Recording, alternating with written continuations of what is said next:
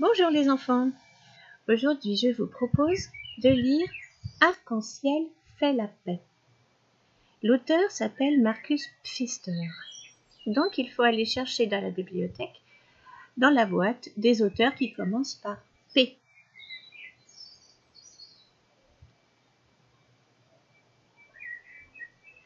Rappelez-vous, voici Arc-en-ciel, le petit poisson. Et voici une baleine. Arc-en-ciel fait la paix. Une histoire écrite et illustrée par Marcus Pfister. Traduction de Géraldine Elsner. Édition Nord-Sud. De loin déjà, on aperçoit Arc-en-ciel et ses amis. Au fond de l'océan, ils scintillent dans l'eau de 1000 reflets changeants. Seul un petit poisson rayé n'a pas d'écailles brillantes comme les autres. Mais cela ne l'empêche pas de faire partie de la famille. Heureux, les petits poissons vont et viennent, portés par le courant.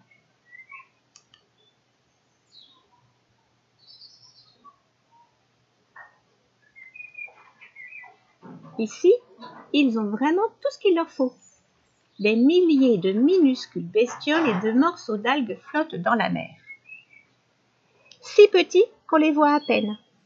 Quand ils ont faim, Arc-en-ciel et ses amis n'ont qu'à ouvrir la bouche en se laissant glisser dans l'eau, puis ils avalent et se régalent. C'est le rêve.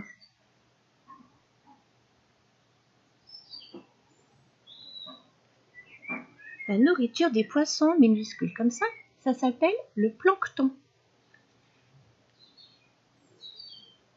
Une belle baleine bleue, qui vit paisiblement non loin de là, se régale tout autant qu'eux. Elle aime cet endroit où la nourriture est si abondante. Mais elle aime surtout le voisinage des beaux petits poissons. Elle pourrait passer des heures à admirer leurs jolies taches de lumière qui brillent au fond de l'océan.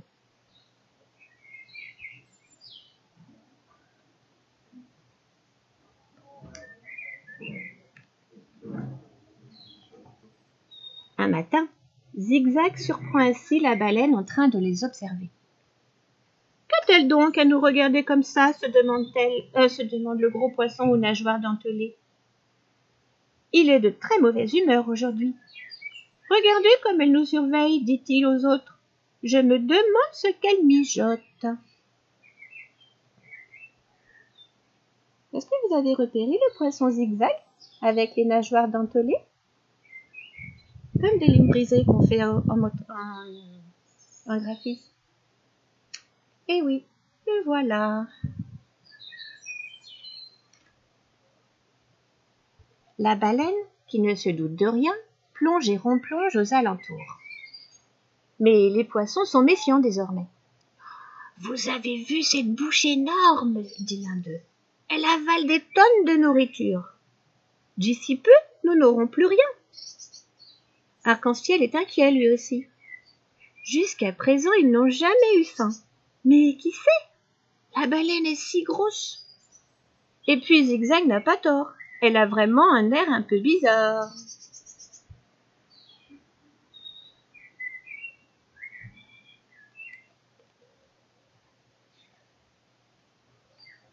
Un beau jour, la baleine entend ce qu'il raconte. Tout d'abord, elle est très déçue. Et puis très fâchée. « Je vais leur donner une bonne leçon, se dit-elle. Ils vont voir ce qu'ils vont voir. » Et la voilà qui fonce sur eux, telle une tempête qui se déchaîne. D'un grand coup de queue, elle fait tourbillonner les eaux et propulse les petits poissons dans tous les sens.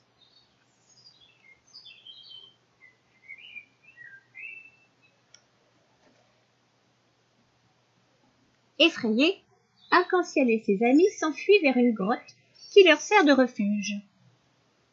Mais la baleine ne les lâche plus. Sans pitié, elle les prend en chasse et les poursuit jusqu'à la falaise.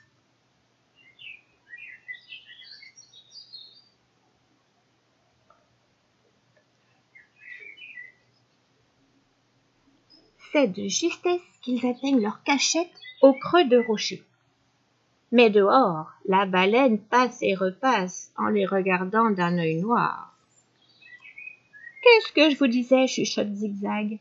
Ce monstre est dangereux. Il faut s'en méfier. » Tout comme la tempête, la baleine finit pourtant par se calmer. Après une dernière ronde, elle s'éloigne enfin et disparaît derrière les coraux.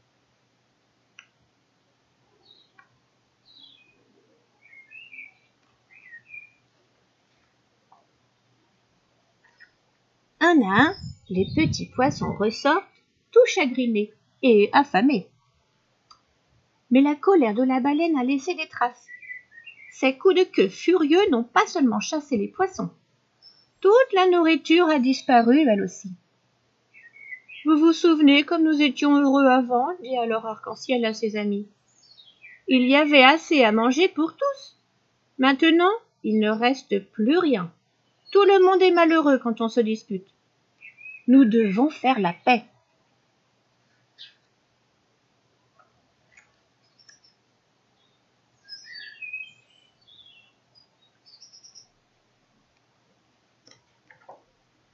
Les poissons sont d'accord. Mais ils ont bien trop peur de la baleine pour oser aller la trouver. Alors, Arc-en-Ciel se décide. Il ira tout seul. La baleine le regarde d'abord d'un air méfiant. « Il faut qu'on parle, » propose Arc-en-Ciel. « Notre dispute ne profite à personne. Au contraire. Nous avons tous faim à présent, toi autant que nous. »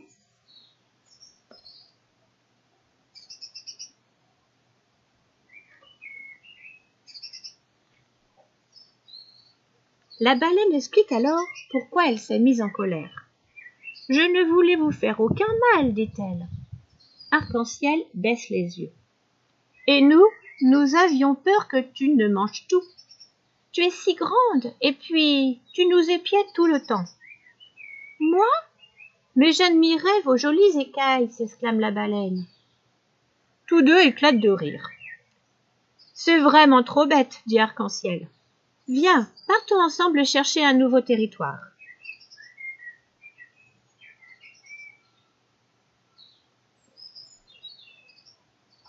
Arc-en-Ciel rejoint aussitôt ses amis et leur raconte ce qui s'est passé. Tout le monde se demande déjà comment cette malheureuse dispute a bien pu commencer. Alors, suivis de leurs amis, Arc-en-Ciel et la baleine s'en vont nager en paix vers d'autres eaux.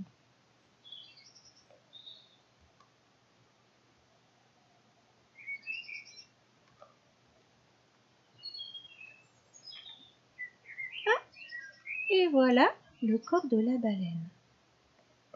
Je voudrais revenir juste un instant lorsque la baleine, on la voit manger. Je vous ai dit tout à l'heure que la baleine, elle mange du plancton. Ce sont des toutes petites bêtes qui sont en suspension dans l'eau. Elles ne risquent pas de nous manger. Et pour une bonne et simple raison, c'est que la baleine n'a pas de dents. Elle a des fanons, comme des petits fils qui sont dans sa bouche et qui lui servent à filtrer l'eau. Elle prend de l'eau pleine de plancton et elle la recrache après avoir avalé le plancton. Donc elle est très grosse, mais elle mange de la toute petite nourriture. Et voilà. Au revoir, bonne journée.